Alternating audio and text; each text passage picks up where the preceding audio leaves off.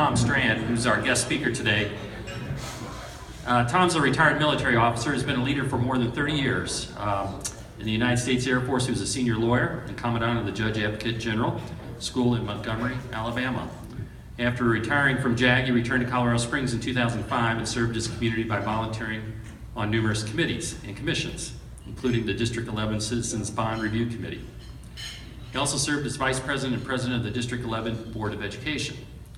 Currently, Tom is serving as Secretary on the Board of the Global Village Academy Charter School. This is a K through 7th grade language immersion school, volunteering as a business mentor with the Colorado Springs Service Corps of Retired Executives, and as a facilitator for the Food for Thought organization. He also served as the treasurer for the Trails and Open Space Coalition, as vice president of the Colorado Springs Human Relations Commission, and as a board member of the Pikes Peak Restorative Justice Council. Tom and his late wife were married for more than 40 years. Together they raised a daughter and a son and have 5 grandchildren. When not working for the city or volunteering, you'll find Tom enjoying our beautiful outdoors, backpacking, camping, hiking, biking, fishing, and playing golf. And he's a scratch golfer. No. Well, welcome, Tom, to Rotary. Thanks.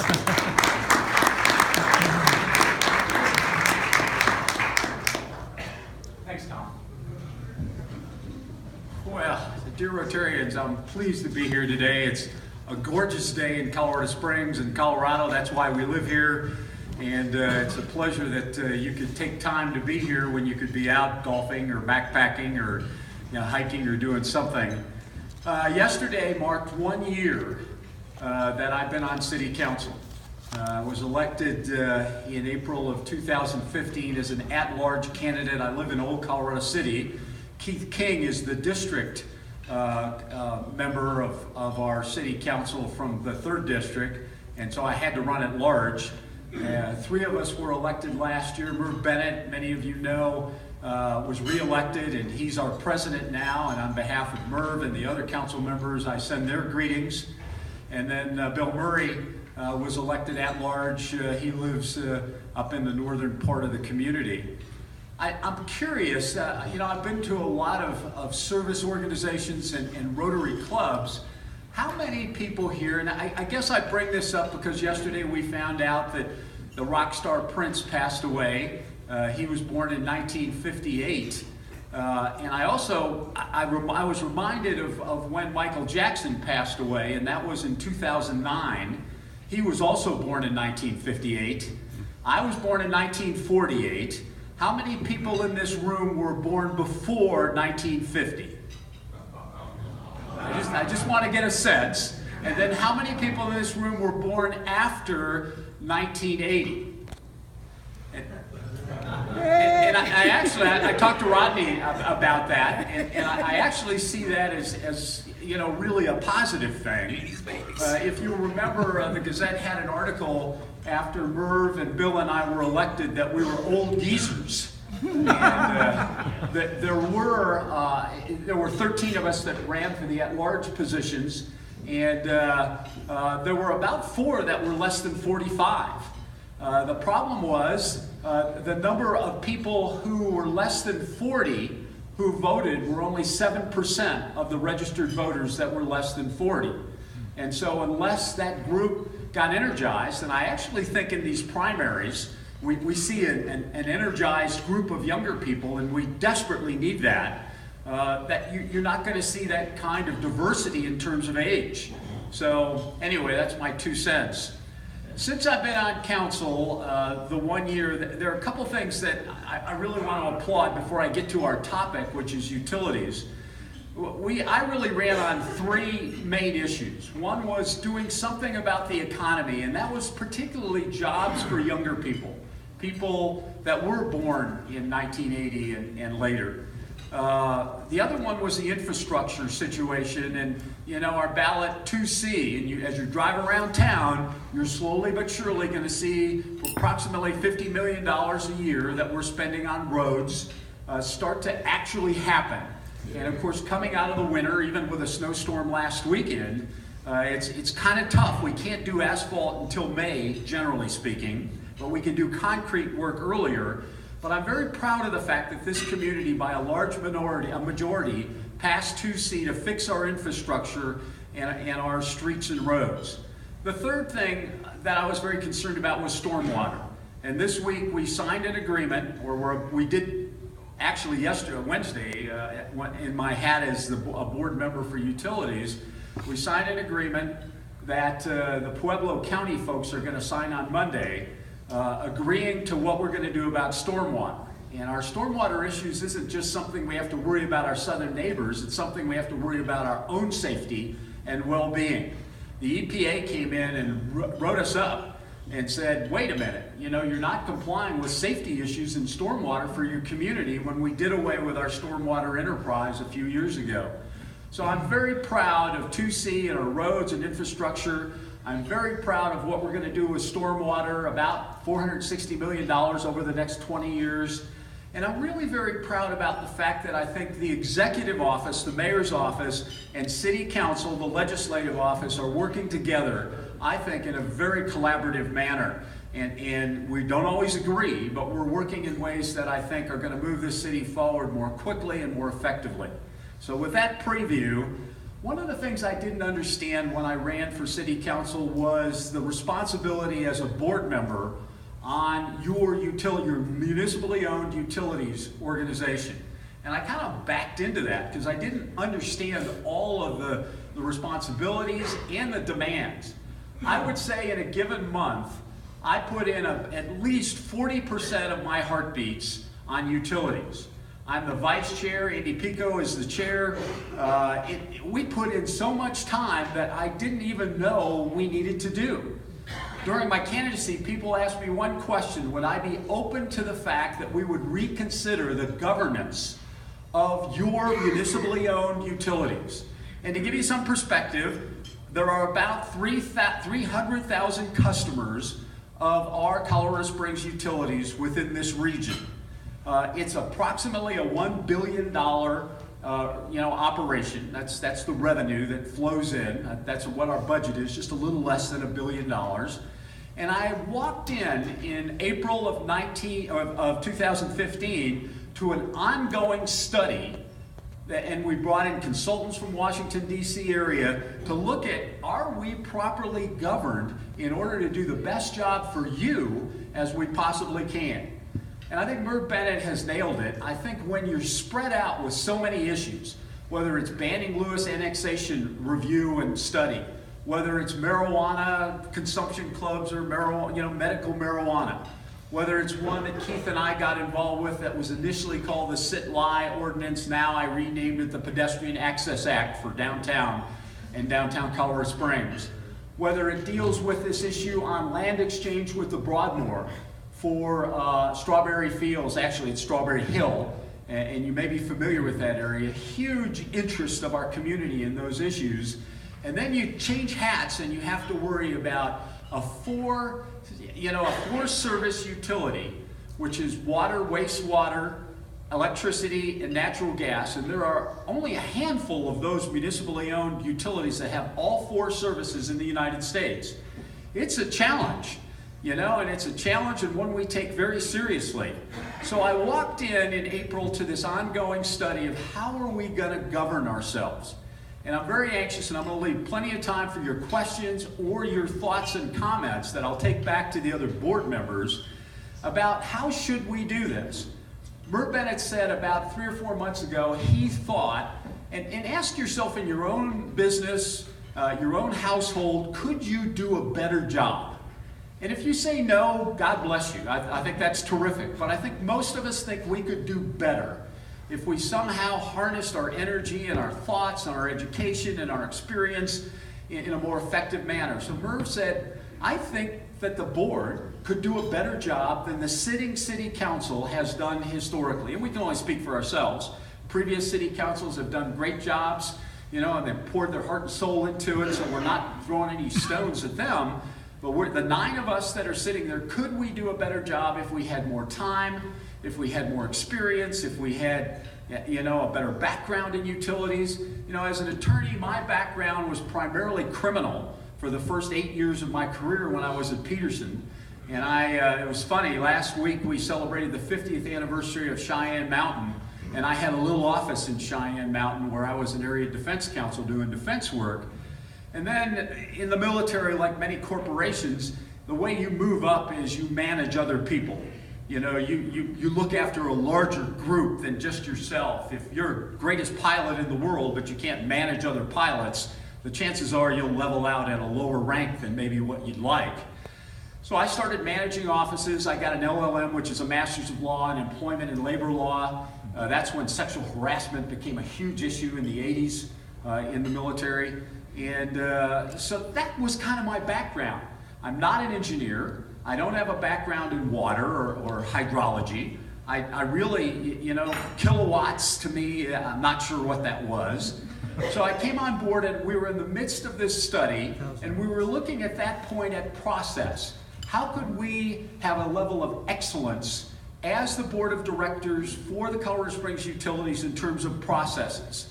And we kept going over that, and we kind of came out, to me, with, you know, how can we be an excellent, what would make us an excellent board of directors for utilities? What kinds of skills, who could we copy, what other, you know, municipally owned utilities were doing a better job than we were? And the neat thing was, we were doing it not like we were in a crisis situation. Everything was going well. It was excellent, but it wasn't as good as it could have been or can be in the future. And so we did this process meetings. You know, we would add to our schedule probably about 10 or 12 hours a week of additional meetings. Imagine that in your lives. And we got through that, and then we went to structure, and that's what I want to talk about this afternoon. We'll talk about that this afternoon. What is the best structure for the utilities? Is it the current sitting city council members, 9 of us, that then put on another badge? We actually got a badge that says, you know, Colorado Springs Utilities, and I think that's a neat thing. And so we look at, okay, let's just say we're going to look at another structure. Should it be 9? Typically, in any board, if you've been a part of a board, it's always best to have an odd number in case you have an even number on a vote. Yeah, somebody's going to break the tie. So an odd number is a good thing. And whether it's 5 or 7 or 9 or 11, you know, I'll leave that up to you to decide what's the best number of people to effectively run any organization. But then the question is, do you have a separate board from the sitting city council members? And if you do, you know, should that board be elected? Or should that board be appointed? Or should that board be a hybrid of some elected, some appointed? How long should their terms be? Should you pay them? As you know, as city council members and as board of directors for the utilities, we each make a stipend from the city of Colorado Springs of $6,250 a year. You know, can you attract a good board of directors at that amount or less, or just make them all volunteers? And so all of these issues we have been discussing now very deeply for the past, I want to say 4 months. And we've got Christian with us. He's the PA for Colorado Springs Utilities, and he's been very helpful as we go along and talk to our constituency, to our owners of our municipal utility, like you today. And he helps with these charts, and I don't know if you can see this very well, but because my eyes are getting worse by the day, but you know, we wanted to take a look at these various options that we had on both the poster board and the chart, which is also small, so anybody probably beyond me can't see that. But you know, we want to make sure that this structure, when we're healthy, when we're doing well, when you know we have no debt issues or financial problems with our utilities, what are the best potential options for the Colorado Springs utility? And that's kind of where we've been now. We've had meetings, and the last meeting we had was this morning at 7 o'clock. 3 of us met to talk about skill sets. And many of you have been on boards, and you typically want to bring board members to nonprofit and for-profit organizations that have skill sets. They have banking and financial backgrounds. They may have a background in engineering. They may have a background in law or environmental areas. They may have a background that deals with problem solving. You know, they've been a corporate master of some sort, or they've been very successful in running businesses, and they know innately how to do something better and more streamlined. Do you, as many of you know, the board of directors has one employee at the utilities, much like I had one employee when I came to your group about 7 years ago and I was on the District 11 school board. School board has one employee, the superintendent. That's the only one you can affect. You can't go down to the principal at Palmer or Doherty or Coronado. You can go to the superintendent, and if he or she isn't doing a good job, you can replace him. That's it. For us, the only person we as the board of directors can replace is Mr. Forte, the CEO of your utilities. That's it. We don't control Christian, and even if we love him or we don't love him, he's not somebody that we can do much about. So you have to decide, okay, you've got one CEO. To what degree does a board micromanage that CEO and end up going into Drake every day to figure out whether it's running efficiently or not? Or to what degree do you instill in that CEO the authority to make a lot of decisions unless there's a certain threshold, like a dollar amount, or you have a safety issue, or you have an issue where personnel are directly affected. So we have been looking at all of these options of skill sets, and let's say you decide that your skill sets are you do want a banker or a CPA or somebody with a strong financial background. You want somebody with a strong engineering background that may involve natural gas or electricity or water, and I have learned that water and wastewater are an incredibly challenging area to learn, and especially in the state of Colorado. You can spend hundreds of hours and just kind of hit the tip of that. Jack and I were talking earlier about some of these areas. He got involved more than 10 years ago with the Southern Delivery System, which we are going to turn on next week. A gazillion-dollar project that's going to bring water to Colorado Springs for the next 50 years. Can you imagine how counties and areas in California would feel if they were guaranteed water for the next 50 years? We don't have a river running through here. We had to figure out a way that we could survive with water, because we might be able to get away without natural gas and electricity for a while, but we can't get along without water.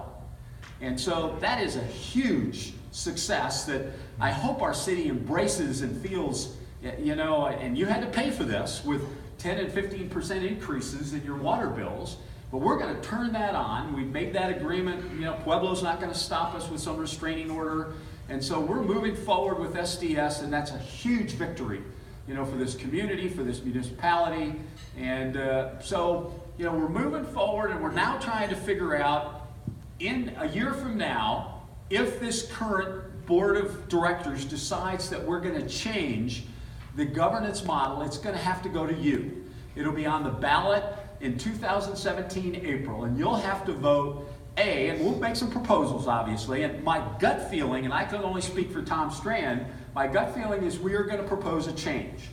I think we'll propose a change. I'm not sure what it's going to be, but we'll propose a change that the sitting city council, starting in 2017, will not be the sitting board of directors for utilities. That's my personal opinion. And the next step is, how should we do this? We have done 2 surveys. We're about to do a 3rd one, and they're validated surveys of people that are customers, owners of our municipality. And we learned a lot of things. We learned, number one, most citizens have no clue how the board of directors works for their utility. And maybe they don't even care. What they want is they want electricity, hot water, and natural gas when they want it, without interruption. We call that reliability. They want cheap rates that they think they're paying a reasonable amount, no more than Denver or Aurora or Boulder or anybody else in the area. So they want cheap rates for all their utilities. They want reliability, and they want great customer service. 3 things, not that hard, that we have to focus on. And so if we have this election next April, the question, and what I really want to hear from you is, the surveys show that most people want an elected board of directors. The problem with an elected board of directors, in Tom's opinion, is How do you know if someone who happens to be particularly good looking or charismatic is going to get elected and not know a darn thing about utilities and not make us any better off than we are now? I mean, our current sitting city council has got 2 or 3 people with engineering backgrounds. For better or worse, 7 of us are retired military, you know, with backgrounds in the Navy, the Army, and the Air Force. We've got people that have been involved with a lot of nonprofits in their experience level. You know, for better or worse, they got one lawyer that reads all the fine print. That's just lucky that, you know, we got all elected and we've come together to work together on utilities. Would another elected board be more effective? And I don't know the answer to that. You know, they could run on credentials that would show that they have a background to be a good board of director for your utilities. But, you know, is the electorate going to be, you know, aware enough to elect the right person? Let's say we appoint, and I'll just pick 9 members because we're currently 9. It doesn't have to be 9. Let's say we pick 9 members and they were appointed by either the mayor or by the sitting city council or by a combination of both. Would that allow us to appoint people that have more specific skill sets and experience in order to do the best possible job and put the number of hours necessary into running your board of directors? So, you know, so you got that aspect. The problem is some of the public say if city council appoints people, then those people are going to be beholding to city council and they'll sort of be our guys or our gals that are on them. Or if the mayor appoints a certain set, will they be beholding to the mayor and the mayor's interests and what he or she wants to do?